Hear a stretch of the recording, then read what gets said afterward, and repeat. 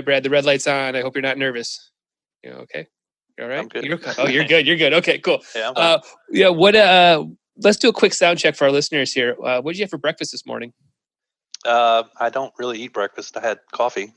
Okay, just some coffee. So that was about it. Yeah. All right. Well, I've done 3 interviews today, and nobody's had breakfast. Yeah. I guess that screw that breakfast, right? I've been doing intermittent fasting lately, so it's okay. Yeah. I'm trying to do that anyway. Okay. Good. All right. Well, instead of us talking about your breakfast routines, why don't we actually talk about what you're doing over on Kickstarter? So why don't you introduce yourself and tell my audience who you are and what you're doing on Kickstarter? Sure. So my name is Brad Ellis. I'm the CEO of Wyvern Gaming. We're a small game design company, board games primarily. Although most recently the thing that we're launched on the 6th of October was Stargate RPG, Stargate SG-1 Roleplaying Game. It's the full name. Yep. So it's been going for the month of October, and it ends on the 29th. Okay. Sorry, excuse me. Yeah. And it's been going pretty well. It's a tabletop role-playing game, so it's based on the 5th edition Open Gaming license. If you're familiar with that, not at all. So maybe for our listeners, what does that mean? I saw that in the video, or heard that in the video, and I was like, I don't know what they're talking about. Sure. Yeah. So D&D. Familiar with what Dungeons and Dragons is. So they're now on 5th edition on their particular versions of Dungeons and Dragons. And one of the things that was cool that Wizards of the Coast did was they created a subset of their rules called the Open Gaming License. So it's similar to like software where you can open source software. Yeah. So it's open source for gaming mechanics. So you can take basically the base level of the 5th edition rules and turn them into something else. So then the Stargate is just based on those kind of mechanics is what's happening? Yeah, essentially, yeah. Yeah, so people who are familiar with Dungeons and Dragons 5th edition will be able to pick this up very easily. Oh, very, very cool. I've never heard of that. I didn't know that existed. Is that something that's is that relatively new? I don't know much of the board game world, so I definitely don't know what I'm talking about half the time. So is this a newer thing? Is this something that's like starting to exist more and more? Or? It's been around for probably the last 4 or 5 years, I think. The Open Gaming license for 5th edition. I'm in the dark. Yeah. Okay. All right. That's okay. It's interesting. And are people are there big titles based off of it, or is it just because because D&D is so big, it's an easier way to kind of get a game right up and people can jump into it really quickly without learning a bunch of stuff? Is that kind of the theory behind it? Well, it's the most popular game system right now out. So 5th edition, and so it's easy to pick up because of the familiarity with it that everybody has, and a lot of people use it because of that reason, because of the popularity and the ease of use. And adapting it to something else is, depending on what you're adapting it to, can be fairly easy. Obviously, Dungeons and Dragons is more of a fantasy type setting. Right. So, and Stargate is a modern sci-fi, if you will. So there is some differences that you have to do. Like in fantasy, there's magic. Well, in modern sci-fi, there's technology. So you just take out magic and put in technology kind of things. Interesting. So for you then in your team, I guess, what do you do to sort of start this process? We're not even at the Kickstarter yet. We're just like, hey, let's make a Stargate game with the 5th edition. Like how does this start for you guys? Sure. So this is our 6th Kickstarter actually. So we've had other games. They were primarily board games, and we started. Actually, our first game was based off Cthulhu, which is familiar. It's pulp horror, H.P. Lovecraft, and it's in the public domain. So that is basically you can use it as your background and for whatever purposes you need, and you don't have to pay anybody basically. Yeah. So we built a card game, a deck building game out of that, and it went really well. That was our first game, and it went so well that our 5th Kickstarter was an expansion to that one. Oh, cool. So once we got done with that last Cthulhu game, we were like, okay, we really want to do a role-playing game, a tabletop role-playing game. So what intellectual property would make most sense? Because it's been our experience that in order for a Kickstarter to do really well, especially in the game space, it's good to have a recognizable brand behind whatever it is that you're building. Yeah. So Cthulhu was that for the previous games. So we knew we wanted to do a role-playing game, and if it was just a generic game, it might be the best game out there, but nobody would, really turn an eye to it to see what it was about. Maybe once you've established yourself as, a really big player in the game market, you could go something, that's your own intellectual property. But in order to get really to turn the eye of the average folks that are out there, you need something that catches the eye. So some name recognition to some degree, and just absolutely. Yeah. So we decided we want to do a role-playing game, a tabletop role-playing game, and we started looking at the licensing market, and one of the first ones that we thought of that would be a great idea was Stargate. And the reason for that is, I don't know how familiar you are with Stargate, but nothing. I got nothing. So I was just going to ask that question of like, well, why Stargate? I don't know. Is it like lots of episodes, lots of different character development? Like, why would that be a? So there was the initial movie that had Kurt Russell in it. Right. Yeah. I think that's all I have. I have the Hollywood top level. Kurt Russell's in that, I think. Yeah. And then there was the TV series that went on for 10 seasons with Richard Dean Anderson in it. And the premise of the show is you have this gate in this art, similar to what I have in this art behind me, that you step through the gate and you can travel through the galaxy to another gate where you come out on this other world. So this gate system has been established across the galaxy, actually the universe, as it turns out. And basically you can dial up the different addresses and step through the gate and you end up somewhere. So the really cool thing about that in a tabletop role-playing game is you can make what's on the other side of this gate anything you want. Anything, right. So if you're sitting down to play in a D&D type of game, the setting's pretty set, right? You're in that fantasy setting, but in a Stargate game, you can step through the gate. You can be in a fantasy team one time. You can be in a high fantasy. Like a sci-fi adventure on one. You could be drifting in space in another one. Whatever it can be anything you want. So it's really cool, and the other thing that's part of the Stargate theme is that you go on adventures in teams, and that's kind of the idea is that you're playing one of the team members and going through the gate as a team. Gotcha. It lend itself really well to the idea of a role-playing game. Right. I'm sorry, and real quick, so can you do like cooperative where you're partnering with somebody in this game, or is it you're against everybody? No. Tabletop role-playing games in particular are cooperative. So you are a player character, and you have one person in the group who's the gate master, or the person running the game. So they're the storyteller. They're the ones that are presenting you with the story, and your players are then reacting to the story. Gotcha. It is. Very, very cool. Very, very cool. So, so in this, are you guys, I guess, are you more of a publisher or a game designer then? Or are you both in this scenario? In this scenario, we're kind of both. Although we do work with people in the industry to get the games on the shelves. We don't have necessarily, we don't go out and sell it ourselves. We have a third party that we work with.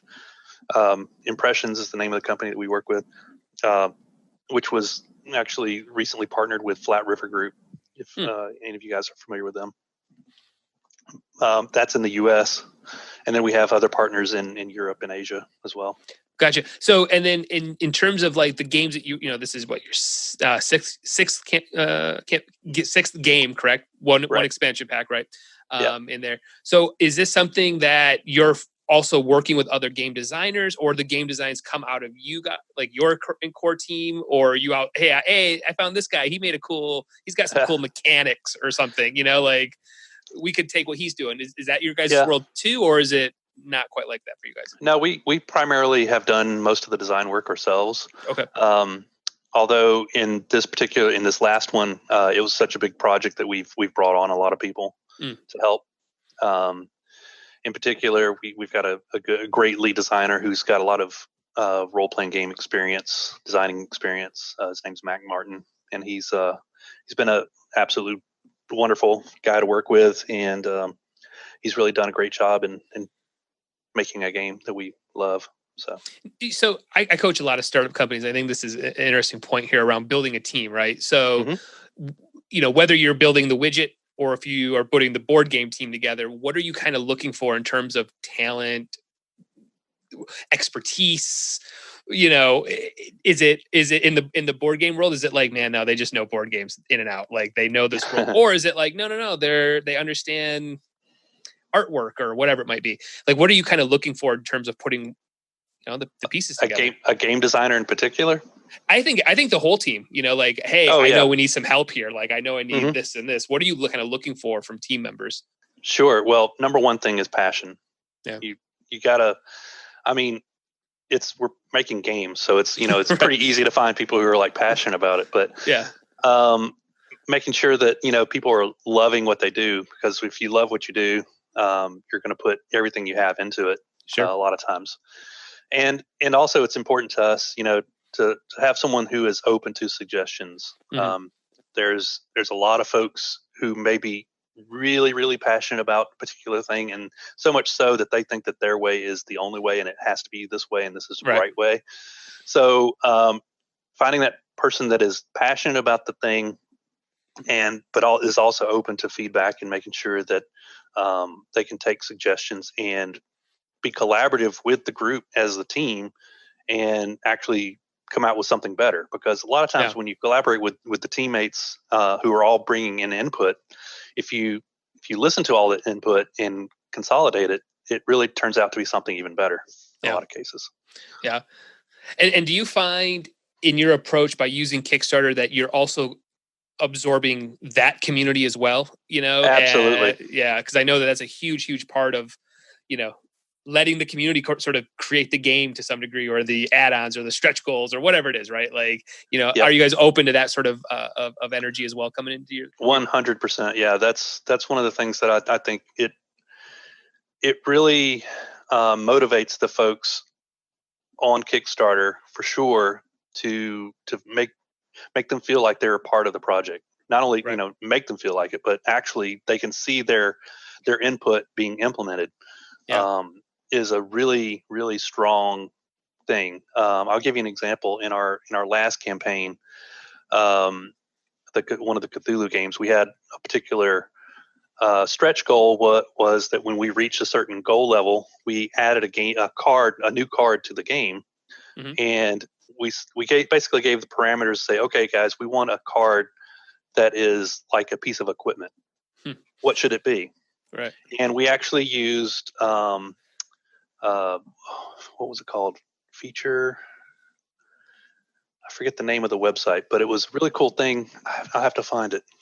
I'll send it to you later. Maybe you can post it somewhere. Yeah. But you basically you let people go in and make suggestions, and then the suggestions can be upvoted by the other members. Oh, very cool. Yeah, like a Reddit upvote thing, or something along those lines. Where they're but it was specific to the features or the things. Your features. Yeah, that's cool.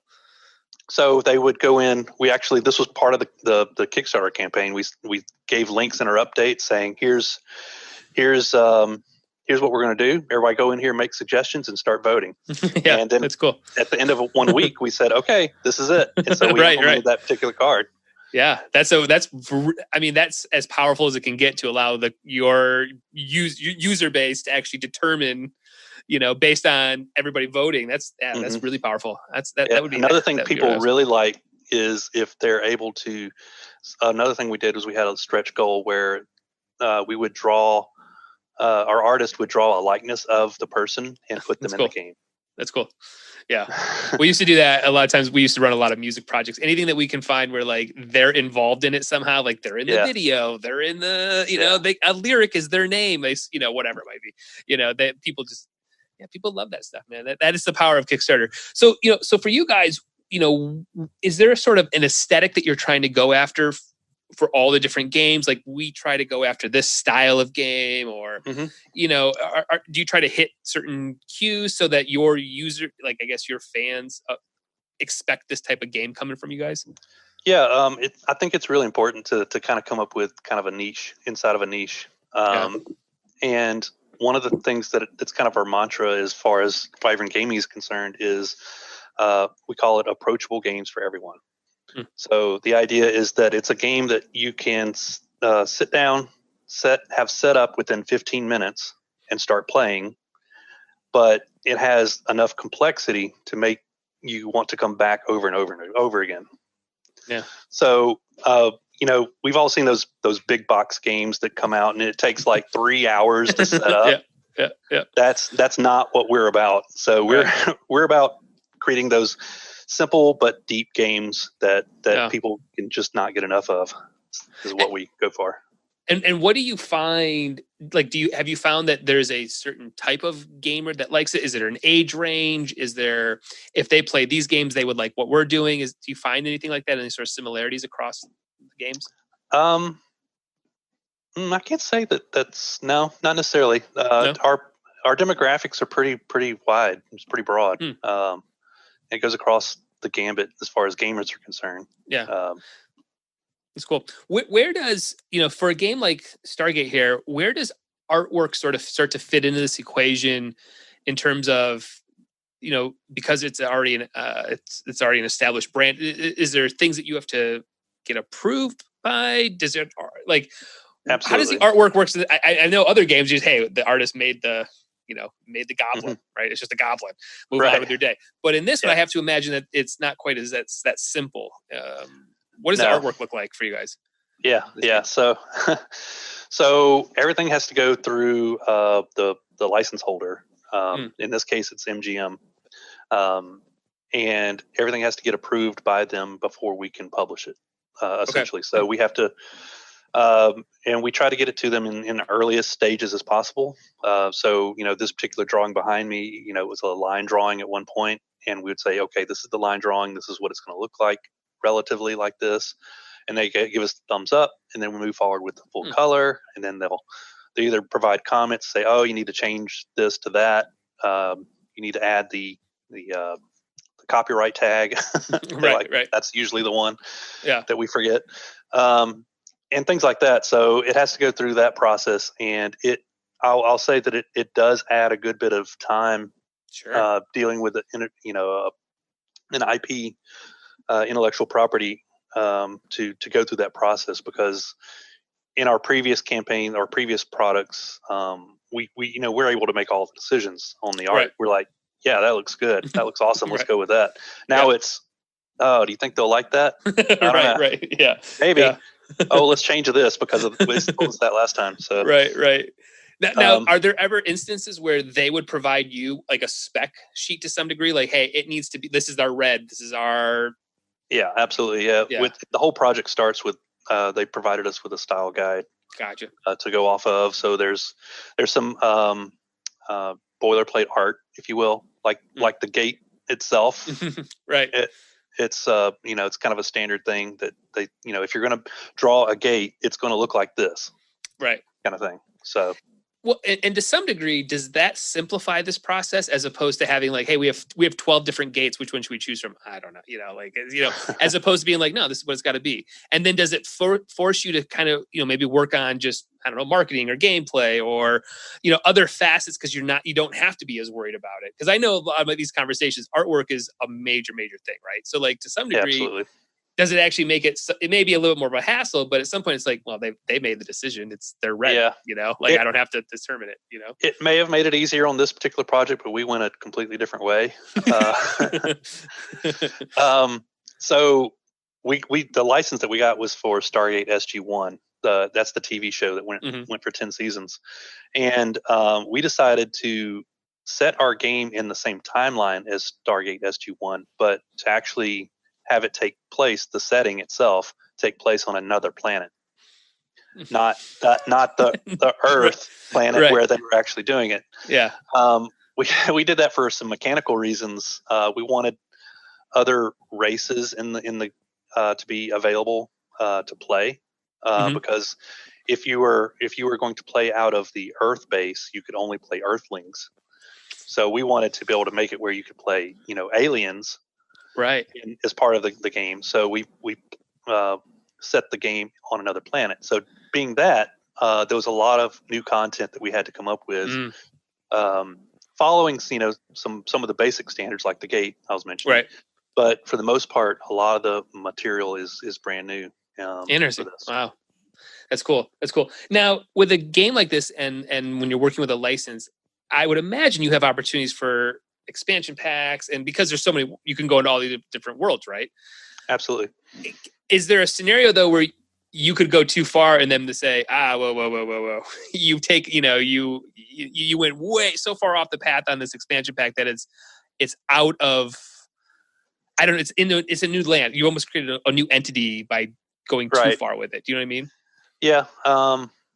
There were some new things that we created, that I'll have to say that we're Stargate fans to start with, our game company. So we kind of knew, because we didn't want to break our own headcanon for the universe. So we knew how far we could push it, I felt.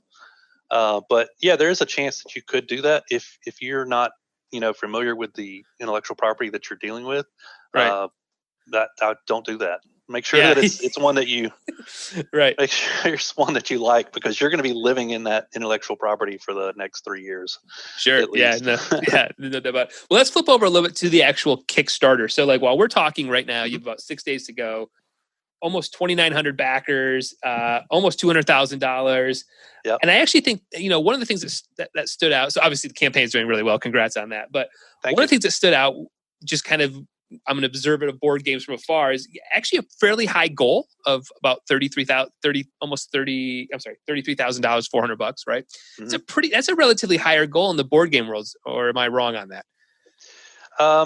It would seem so, but we had a lot of fees, art costs. An role-playing game has a lot of art in it. Yeah. And it's not just one artist; it's several artists. Mm-hmm. And we hired on a bunch of different folks for freelancing, some game design, some editors, things like that was necessary. And then we have the licensing fees on top of that. Gotcha. So the amount that we put up there was basically the minimum production run that we could do and still pay everybody. Gotcha. Yep. Yeah, that was one of the things that stood out. But if somebody else is thinking about running a Kickstarter, how did you guys kind of know that you were ready to launch? Did you do any pre-launch marketing? Did you just know that the IP itself already had a fan base built in, or was it from you've run up multiple campaigns? But in general, though, how did you feel like, okay, we think this game is ready, the campaign page is ready, let's hit that launch button? Did you have something you were looking at to determine that? So we were ready back in February, and then this thing called a virus hit. Yeah, what happened? What are you talking about? Yeah. But no, seriously, we started the whole process. It was November 2018. Oh, okay. Well, yeah. So that's when we first started our talks with MGM, and so the game was in development for a good year. And then we were ready to go to Kickstarter, and then of course the virus, and then it actually turned out to be a good thing because it allowed us to do a lot more testing and a lot more setup and things like that, and build our crowd more. We started our own website that was specific to the product. So we have Stargate the RPG.com, and we announced it. Oh gosh, it would have been, I think, April 2019 is when we announced the license that this was a thing that was going to happen. And we pointed everybody initially to Stargate the RPG.com, and we did signups. So we're building a list. And by the time the campaign was ready, we had almost 10,000 people with signups. Yeah. Ready to get notified that this thing was happening. So, and we had obviously the campaign. We built it up, which also has to get approved by the license company, by the way. Mm-hmm. And actually, we're one of the first people at one of the first license holders that MGM has dealt with to do a Kickstarter. So there was some. I thought that was interesting too, because usually they frown upon any of that sort of stuff. Yeah. So there was a gauntlet that we had to go through for that. Yep. They wanted to make it clear that it was not for funding purposes. It's for actually getting the feedback from the fans and getting collaborative, which for us it is. Yep. We could have done this book without any of the funds, but now we're able to do a much bigger, production run with what's been raised. Yeah. And it's just going to turn out to be a much better product overall. Right. So that's cool. Did I answer the question? I think I did. Yeah, no, definitely. So, has there been anything in this campaign compared to the other ones that maybe has stuck out as you weren't expecting? Like, oh my gosh, there's a lot of games going to Taiwan. I don't know. Is there something that's just been like, we did not expect this? This is cool. No, I'm going to say the licensing part of it. Make sure that you have all your stretch goals and your mock-ups and everything already pre-approved and ready to go before the campaign starts. That's what I'm going to say. Okay, good. Yeah, I get that. I can get it.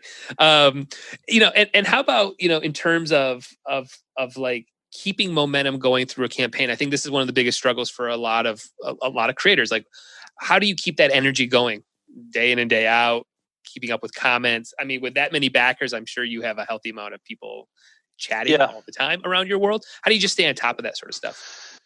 Yeah, I'm kind of stuck to my phone quite a bit for one thing. Yeah. But no, seriously, we have our internal group of core people, but then on top of that, we have volunteers now, which is really cool. And I would highly recommend any gaming company out there that's trying to do this is to build a community of. You have your inner circle, right, of your game company, but then you need to build out those next layers out on your confidants, so to speak. So we started a Discord channel for our game company, Wyvern Gaming, and on there it's like a constant chat, and you can bring people in onto stuff early and get their feedback, and you can see how people are going to react to things, right? Which is really cool. So you can start to anticipate what are the questions going to be. And here's the cool thing: once you've answered the questions for those guys, and those same exact questions get asked on the Kickstarter, guess who's answering those questions? Not me. Yeah. You got help. Yeah. That power of the crowd. We talk about it all the time. Like once you've got something good when the crowd is answering all your questions for you. Like they've read everything. They're in it just as deep as you are. Absolutely. Heck, sometimes they even we're always blown away that actually they know it better than I do. They really read those rewards inside and out. And I was like, oh, right. That's crazy. So, so for a campaign like this, what happens? 6 days, campaign ends, couple weeks, the money starts to drop. What do you guys have to do to start producing, to get these games into people's hands? Yeah. So the next step, we're still, our book is not completed because we wanted to get through the Kickstarter to get any final feedback from folks. Mm-hmm. So we've got some final edits of the product itself. And then once we have all those edits, they have to go to MGM for final approval. And then we have all the stretch goal add-on items.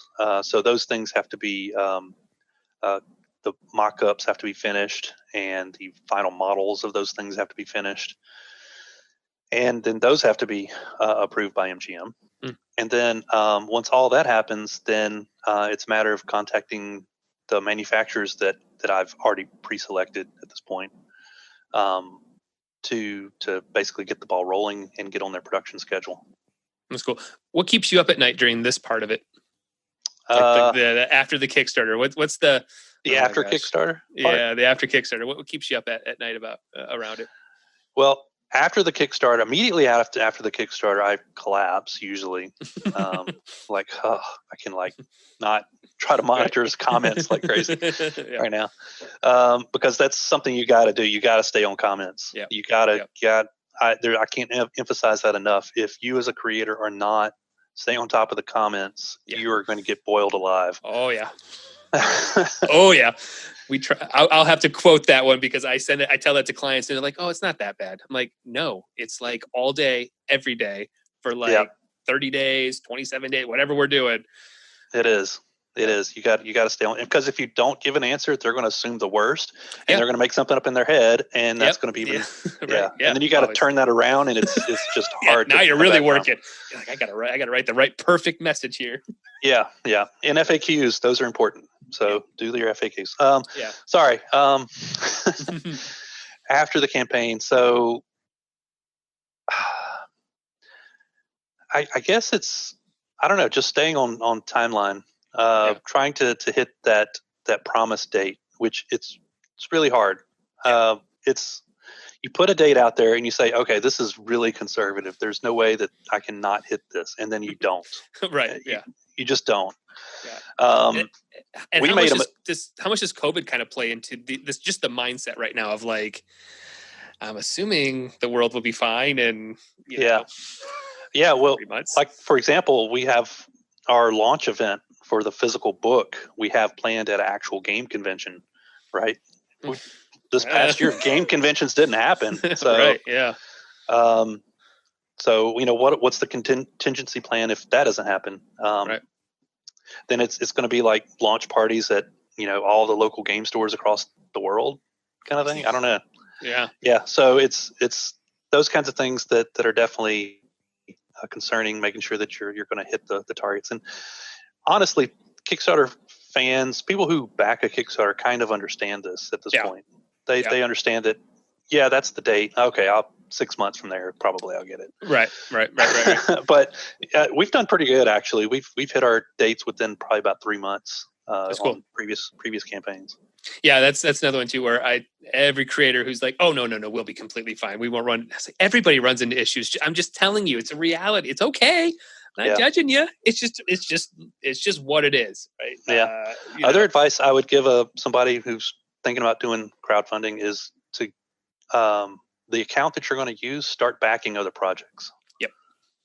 So not only do you get to see how they're doing it and watch, their delivery and their comments and all those things, but the people who are on Kickstarter hardcore look at that kind of thing. And if you're not participating in the community, they are not going to help you either.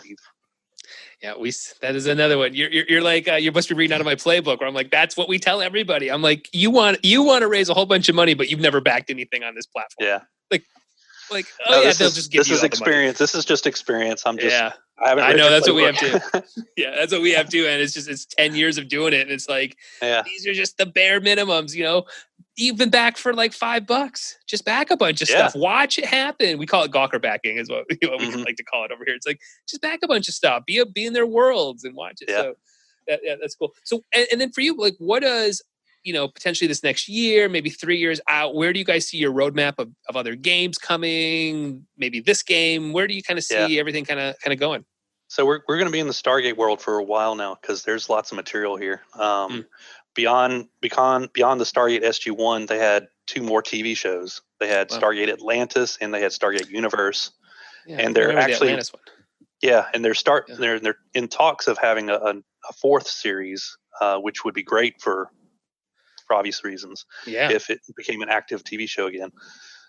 So we plan on, because it looks like we're doing pretty good. So I'm going to say that we're probably going to be doing expansion into the Atlantis area. As long as MGM will have us. Right. Which they've been happy with us so far. So that's good. And would you envision like connecting all of this stuff to where if I had like this game, I could play everything at some point? Like, could you see it getting to that, or does it now turn into the big game that takes 3 hours to set up? And you know what I mean? Like, does it flip on itself?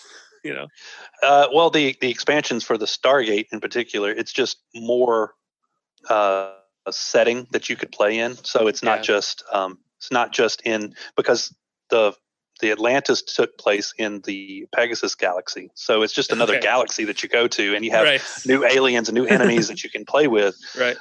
So it's it's not that it would expand the play time of that particular thing. It's just more toys in the toy box. More toys in the toy box. That's awesome. Well, let's flip over a little bit. Let's not talk about board games or Kickstarters for a moment. So, what have you been watching? Maybe on the streaming, the Netflix, the Hulu's. What's the last thing you watched? Let's see. Evil. I don't know that one. What was that on? Jeez, I don't know. It's one of them. I have Netflix, Hulu, and Prime. Yeah, I got all those too. Yeah, so there's been a lot of Halloween stuff right now. Okay, so all right. Watching a lot of Halloween stuff.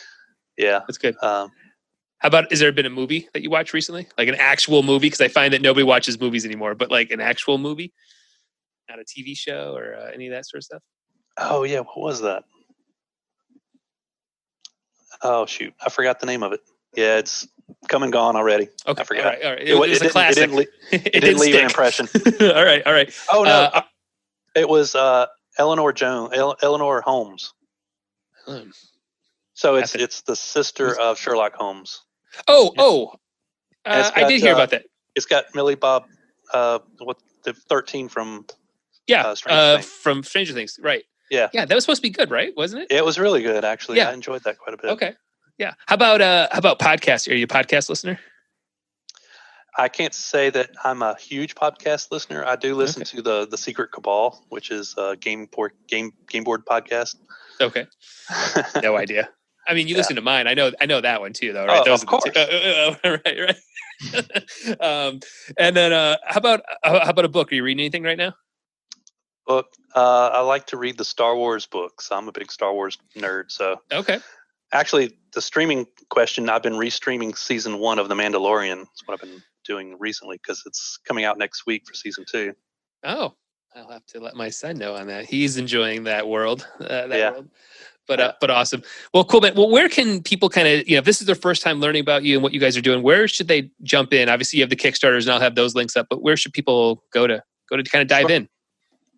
So the game company's website is wyverngaming.com. The Stargate game is stargatetherepg.com. So one of those two places you can get hooked up with us. There's email addresses on there that you can contact us through. If you want to be a member, join our Discord community. We've got links to that on our website. So come check us out for sure. Awesome. Well, Brad, I appreciate taking time out of your day. I know very, very busy time at the as your Kickstarter is ramping down here. So I appreciate you giving us some of your time here. An amazing campaign, really great conversation, and I was really glad we could connect. And I wish you a lot of luck for the next 6 days here. Yeah, thanks a lot, Joe. Awesome. Thanks so much.